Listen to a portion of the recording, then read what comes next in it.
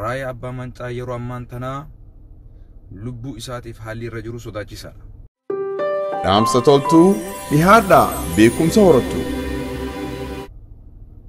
Feetuna amani feetuna amanuu baadhu. Raaya abbaa mancaa wal qabna. Odeeffannoo hedduudha harkaa qabna. Waan asirratti dubbatuu hin dandeenye waan asirratti dubbatuu dandeenyutu jira. Raaya abbaa mancaa yeroo ammaan tanaa mana isaa hin jiru gabaabatti. Hawaasni Oromoo jala muree beekuu qaba kana. Yeroo ammaan tanaa hararraa maqee jira raaya abbaa mancaa. Ummanni keenya rabbi irraa haa jaalatu wareegama barbaachisu ni khafalla ja'anii eegumsa cimaa godhu jiraniif. Lakki namni oduu akkana irratti odeessan jiru maariyyoo jettanii ummata gartee burjaajeessuu dhaaba. Rasuulli sallallahu alayhi wasallam rabbiin ummata sadii isaan gargaaru keessa nama ani gabrummaa hin qeebalu je'ee mootii zaalimaa jala hin bulu gabrummaa hin qeebalu je'ee namni murteeffatee lafaa kee rabbiin akka isaaf tumsu rabbiin baallama nu seenee jira kana wadhu. Hadiisa akkana ummatatti dubbadhu malee hadiisa ummata dhamaasu ummata burjaajeessu ummata sodaatti gallakkisu nurraa dhaabi. Qur'aanaa fi hadiisni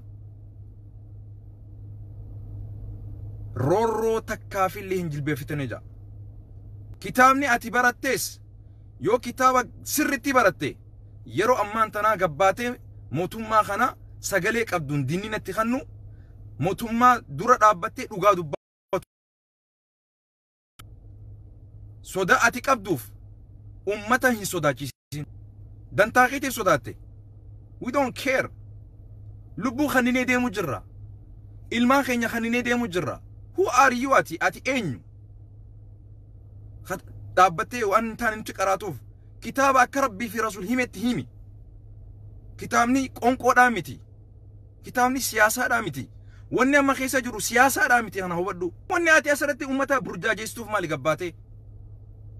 Dhaabi nurraa. Amantii teenya illee maqaan xureessin.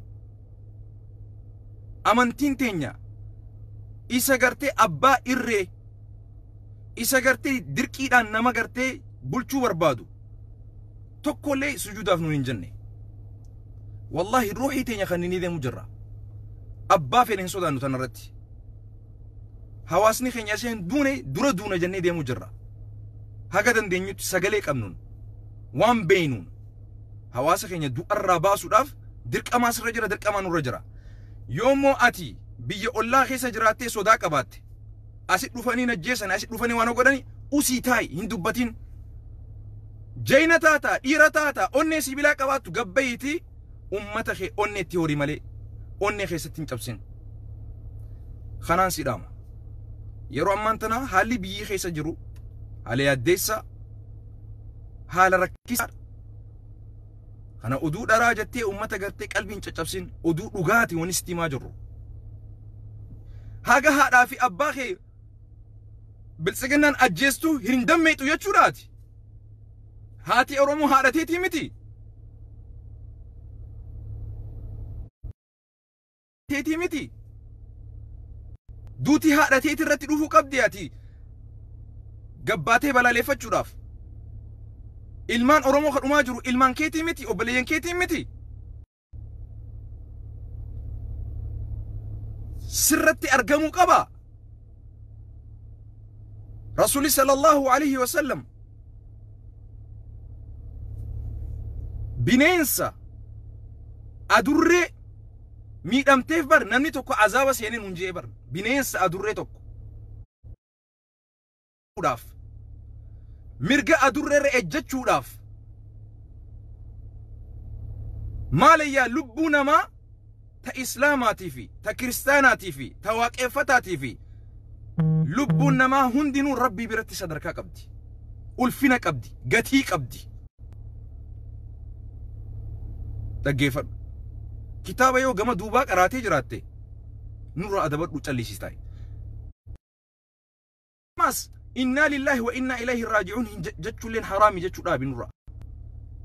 Musiibaan yoo buute fedhu islaama haa ta'u fedhu islaama hin ta'in namni inna lillahi wa inna ilayhi raaji'uun jechuun siif haa galtu kitaaba dubbisi gaddeemiti bakka shari'a islaamatti inna lillahi wa inna ilayhi raaji'uun hin jeenaa jechuus kitaaba bakka san hadiisa sahih gad naafidi dhaabi ilaalchan taane